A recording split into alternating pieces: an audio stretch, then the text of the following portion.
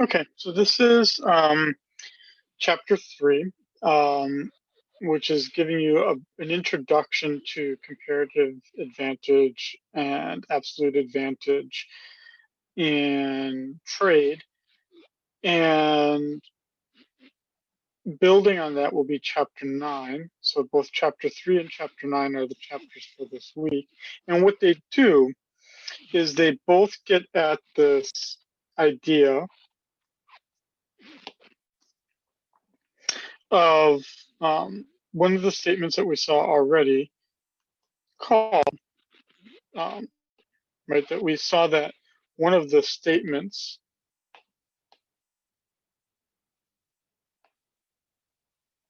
that economists, we said, mostly agree about is this statement that free trade benefits all.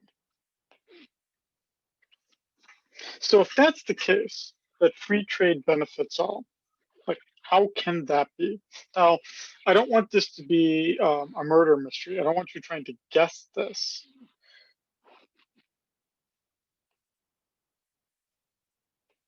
You'll remember from the previous chapter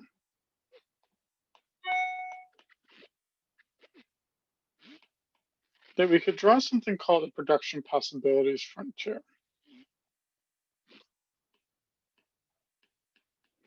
And what this represented was the maximum amount of production if these two goods were produced. So there was extremes. If everyone in the country focused on making X-ray machines, we'd be here. If everyone in the country focused on making yo-yos, we'd be right here. Or we could have something in between.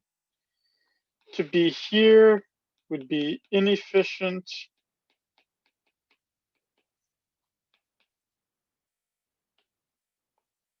To be here, anywhere along this frontier, would be efficient.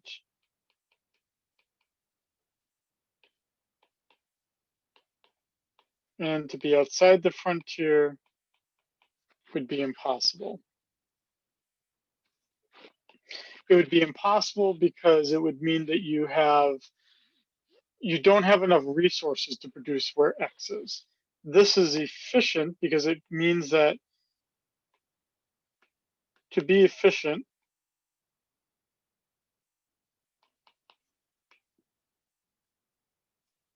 means that you can't have more of one good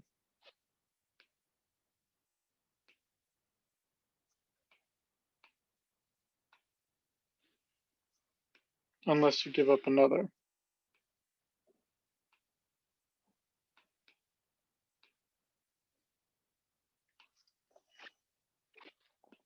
To be inefficient means that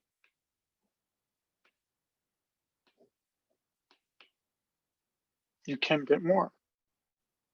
More specifically, I can get more of Y without giving up X.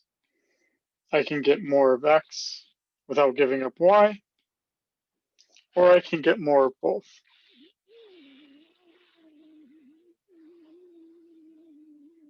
But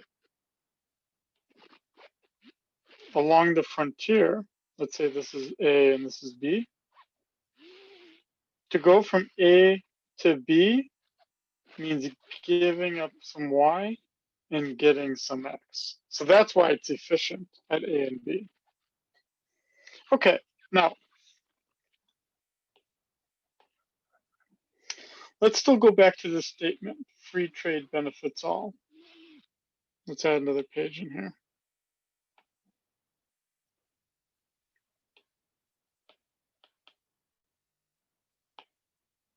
So to say that free trade benefits all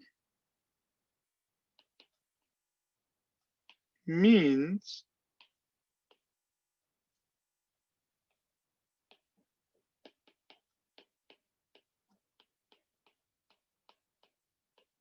I can consume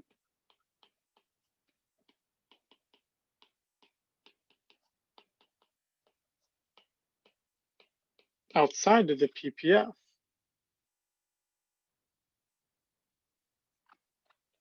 In other words, again, here's our production possibilities frontier, quantity of X, quantity of Y.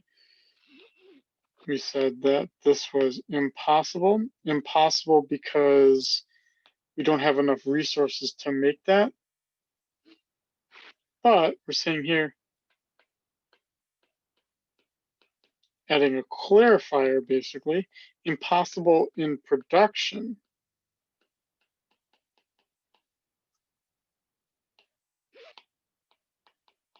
But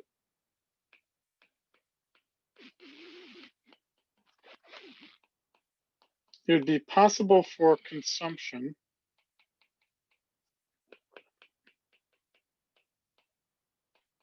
if we trade.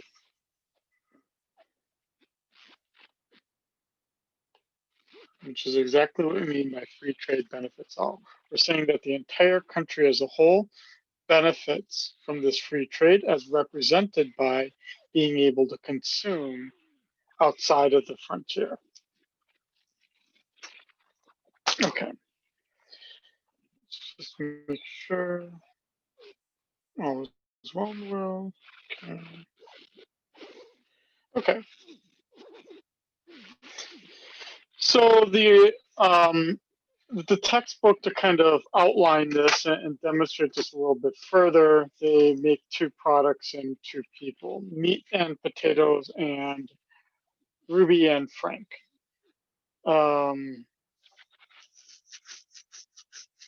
Presumably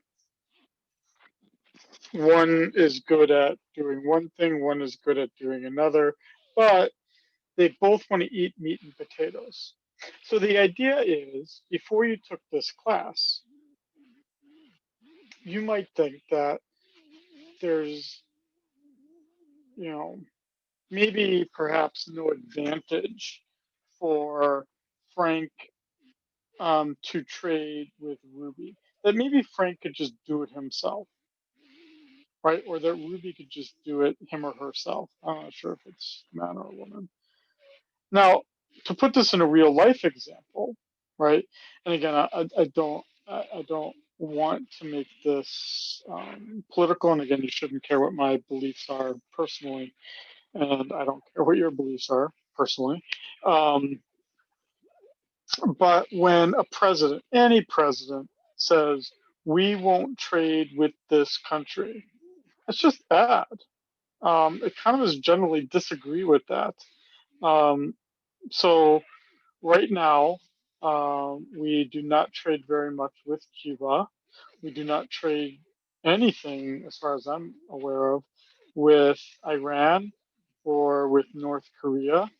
And the reason for the US not trading with these three countries, perhaps among others, is we're grumpy with them. We're grumpy with them for doing certain things. And so we want to punish them. But the idea is that we're also punishing ourselves. So it turns out North Korea is among the world's leader in making statues and monuments.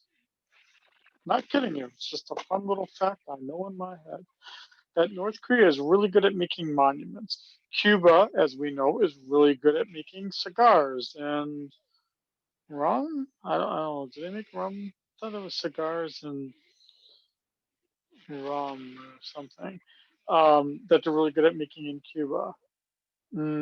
Iran. Nuclear reactors? No, I don't know. I'm sure there's something that Iran's really good at. I just don't know it off the top of my head. But the idea is that those are three things that we could also use in the US. Now, we can make those things in the US as well, right? We can make monuments, we can make cigars, we can make reactors in our own country. But the idea is that we might sacrifice more than those other countries. Just like in this example, Frank and Ruby can do everything themselves, but it might be better if they can trade with others. Okay, so let's look at this a little bit more. The idea, again, and the point of this chapter is that they're each going to gain from trade in this example, that they're each going to gain from trade and that itself is going to represent the idea that free trade benefits all. And they're going to gain because, or through the act of specializing and trading. Again, the production possibilities frontier represents only what they themselves could do if they were just doing it themselves. But the idea is that they're not going to just do it themselves. They're actually going to specialize and trade for the other good that they need. So to start this, we're going to need to know what the production possibilities frontier looks like for each individual, Frank the farmer and Ruby the rancher. So how long does it take to do each thing? In other words, what we're trying to do here is determine the slope of the production possibilities frontier. That slope has a name, and the name of that is the opportunity cost. So we need to calculate the opportunity cost for each individual. What do they give up? If we just take a common amount of time here, let's say they have 8-hour work days, then in 8 hours, Frank could make 8 ounces of meat or 32 ounces of potatoes, a 1-to-4 ratio. As for Ruby, he or she could do 24 ounces of meat or 48 ounces of potatoes, a 1-to-2 ratio. That's telling us what the trade-off is, or the slope, or the opportunity cost, that it is 8 ounces of meat sacrificed to make 32 ounces of potatoes, or for Ruby, 24 ounces of meat sacrificed to make 48 ounces of potatoes.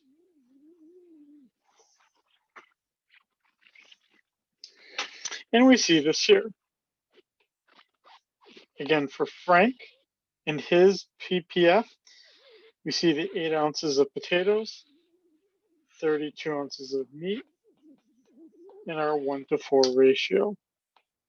To be more specific, 1 meat to 4 potatoes. And for Ruby,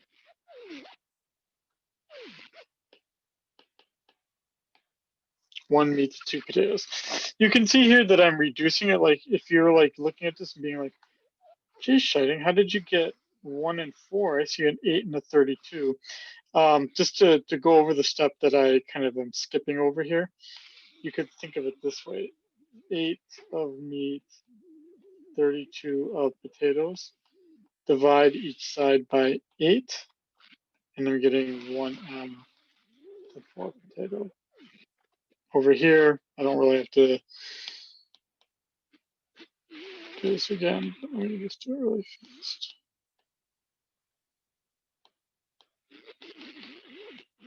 Divide each side by 24,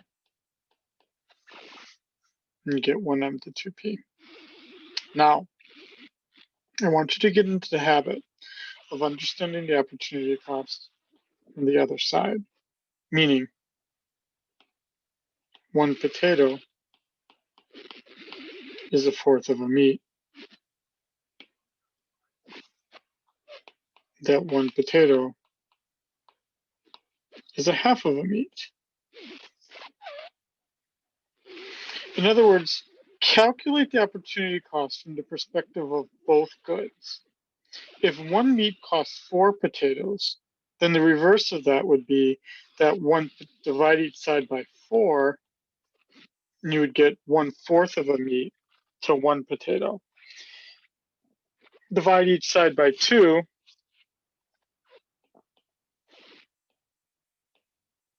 and that's where you get the 1 potato to 1/2 of a meat. And the idea here now is that they're going to specialize and trade in the thing that they're best at doing. Now, they're going to add something to this discussion here. And that thing that's going to be added here is we're going to say that they agree to a term of trade.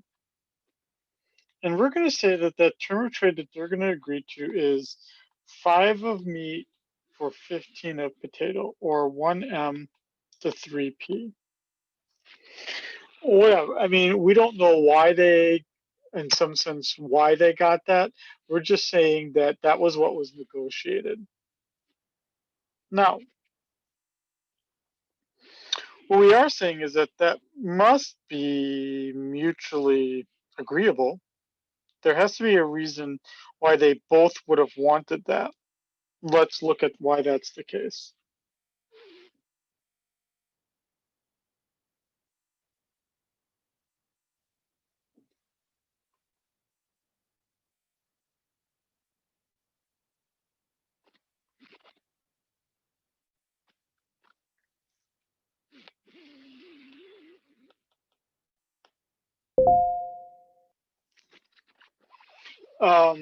So 1 meat to 3 potatoes.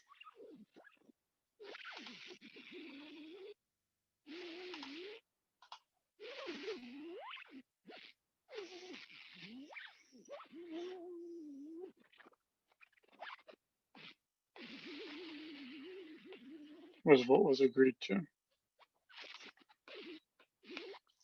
For Frank,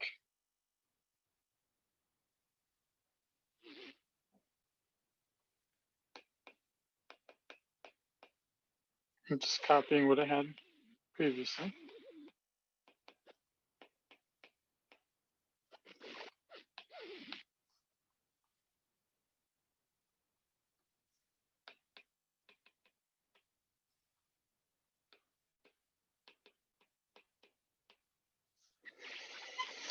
Okay.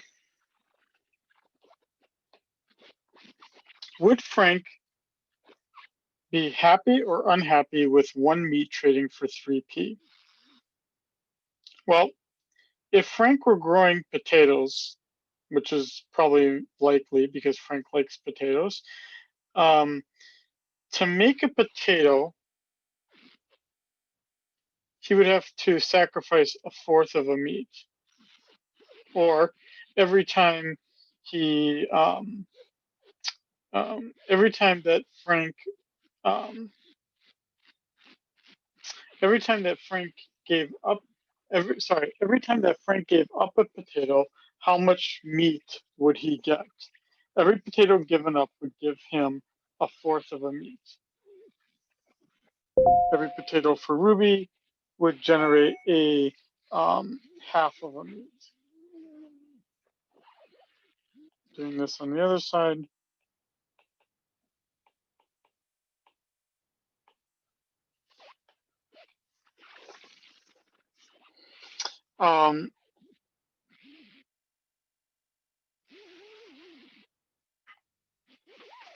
Every potato 1/3 of a meat. Whereas here, every potato is 1/4 of a meat. Meaning, Frank should be totally happy with this trade because whereas he used to only get 1/4 of a meat for every potato, only get 1/3 of a meat, and 1/3 is larger than 1/4, right? Just look at it as a decimal. 0.33 is greater than 0.25. So Frank is happy with this trade. What about Ruby? Let's say that Ruby, as the rancher, would probably think is going to focus on meat. Every meat that is sacrificed generates 2 potatoes. But every meat that they agree to, Ruby would get 3 potatoes. That's more. 3 is greater than 2. So Ruby is going to be happy as well. So this, whatever this, however they got that number, they agreed to it because it is mutually beneficial.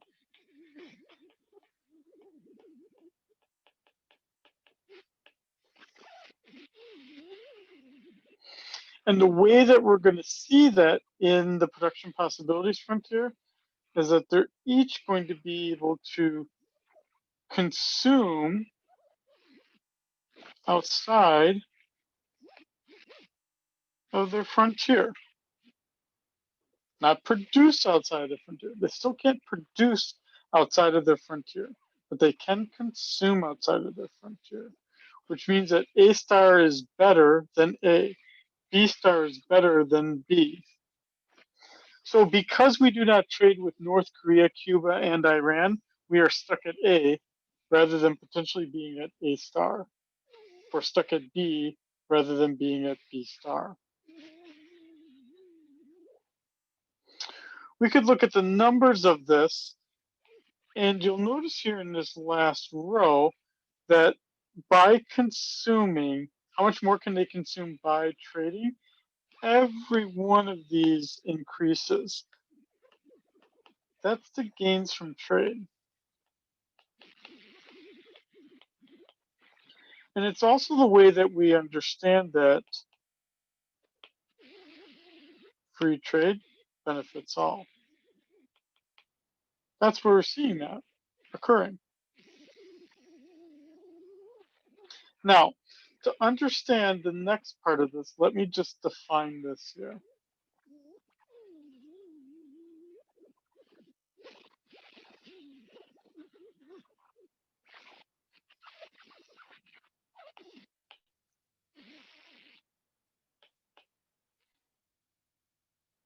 We're going to have two terms here, absolute advantage and comparative advantage. Let's start first with absolute advantage. Absolute advantage basically just means you're bigger, and that your X and Y intercepts are further from the origin.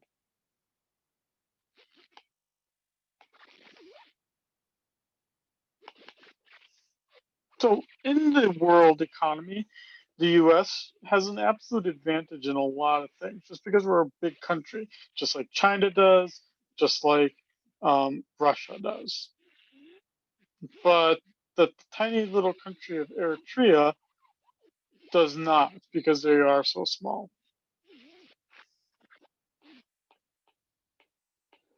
Then the second term we have here is comparative advantage.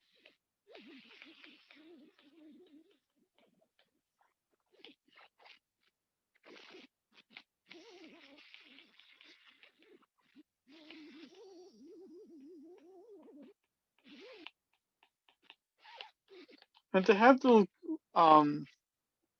comparative advantage means you have the lowest opportunity cost. You basically sacrifice the least.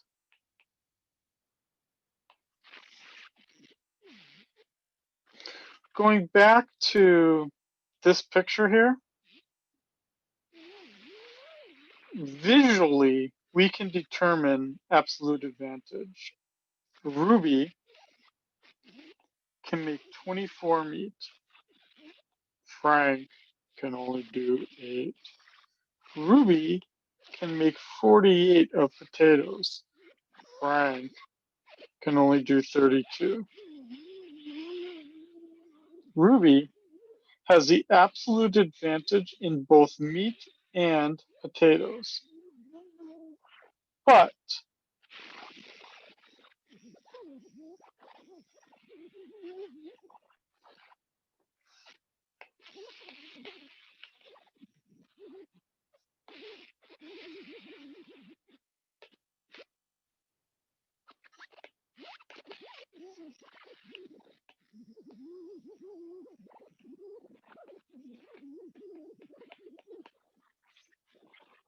so Ruby has the absolute advantage in both meat and potatoes. But that doesn't mean that Ruby's going to do it all him or herself. They're going to trade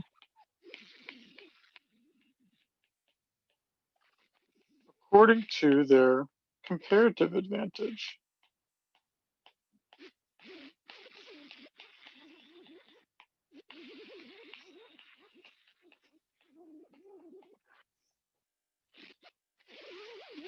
Okay, so here's our definitions of absolute advantage, again, the ability to make more of it than someone else.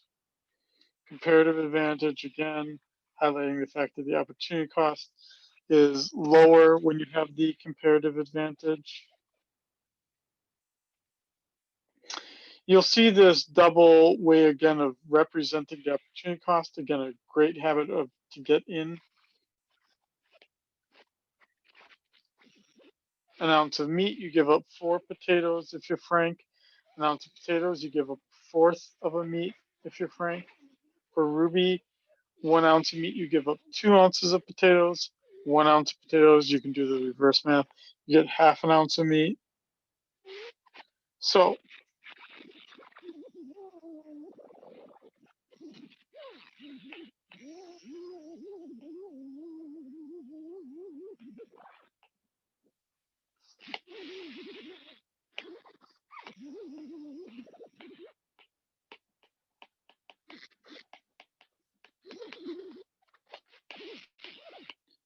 who makes it the cheapest is what the comparative advantage asks.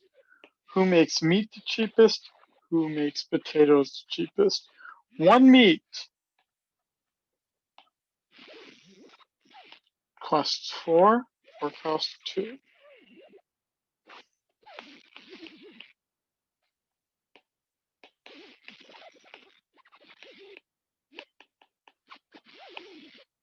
So, which number is lower? Ruby has the comparative advantage in meat. You have a comparative advantage in a product. Ruby makes meat the cheapest. Ruby has a comparative advantage in meat. Let's look at potatoes. See how easy this is? Because now I can just underline things and it becomes a lot easier. 1 potato costs 1/4 of a meat. 1 potato costs 1/2 of a meat.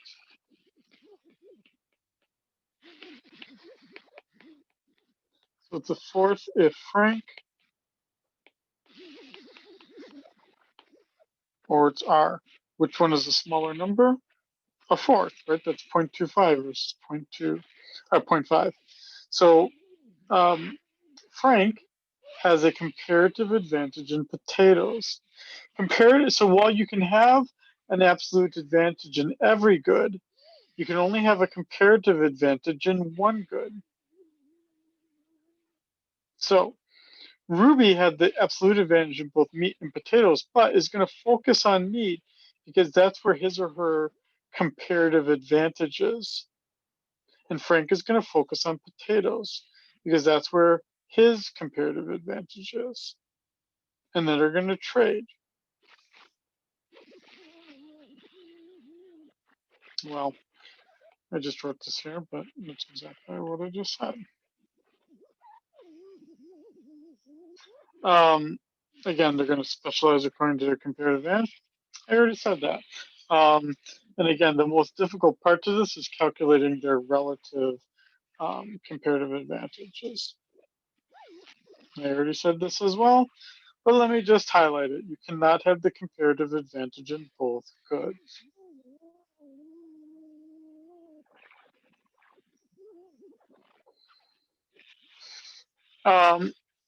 And so what this highlights for us, by doing this, we can get to consume beyond our frontier by allowing countries to specialize where they have a comparative advantage and then trading for that other good. Now, the 1-to-3 ratio that we had talked about as being the thing that was agreed to, that had to actually, it was random, but it wasn't random. It was actually between the two opportunity costs.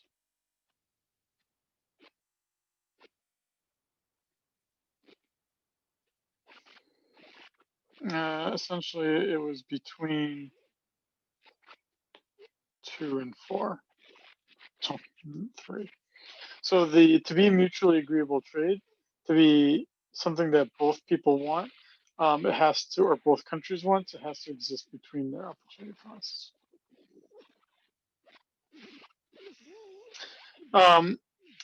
So we get these examples of like, why do famous people um, not like do everyday things like, you know, drive their own car or fly commercial or in this case, why does LeBron James not mow his own lawn? Because he could be doing much more valuable things. Um, I just bought a house, and there are some things I'm learning how to do, and there's some things I'm realizing I don't want to do. So if it becomes like a plumbing issue, I really don't want to do it. I really don't. And if I had to, I'd probably have to watch a lot of YouTube videos to figure it out. It would be far, far better for me just to hire a plumber to do it. And instead, I can make a lot of economics lectures, right? Or I can do something else that I can make a lot more of something because there are things I'm better at doing and things where I've specialized. Whereas the plumber is probably going to be very bad at making economics lectures, probably. And so he or she should focus on plumbing. I will focus on economics, and we'll trade where we'll trade the good that we've specialized in producing. Two terms that become important here, especially for Chapter 9, would be imports and exports. Imports are what we buy from the rest of the world.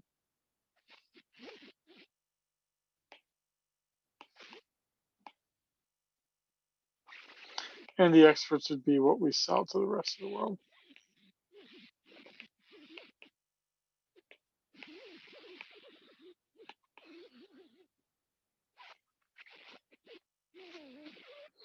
Now, taking this beyond individuals, you can start to do this for countries.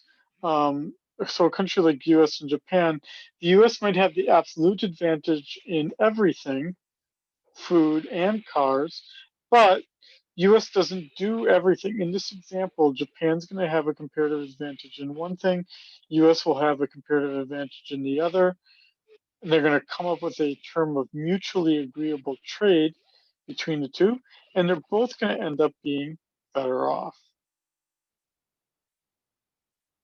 Okay. Um, for this chapter, the practice questions may take you a bit longer, but trust me, it will help you, especially when it comes time to the homework and to the exam.